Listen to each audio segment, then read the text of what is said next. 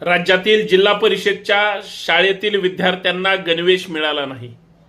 माननीय मुख्यमंत्री महोदय, माननीय उपमुख्यमंत्री महोदय, माननीय द ग्रेट शिक्षण मंत्री महोदय, तुम्ही सगळ्यांनी गुजरातच्या गणवेश बनवणाऱ्या कंत्राटाचं आणि कंत्राटदाराचं हित साध्य करण्यासाठी महाराष्ट्रातील तमाम जिल्हा परिषद शाळेतील मुलांना 15 ऑगस्टच्या दिवशी नवीन गणवेश त्या ठिकाणी मिळाला नाही।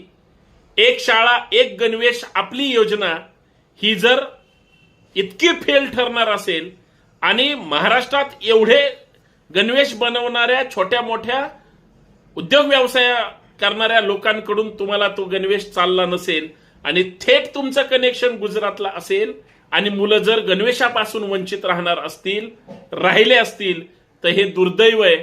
खरं तर सरकारचा किती ढिसाळ कारभार असावा। आमच्या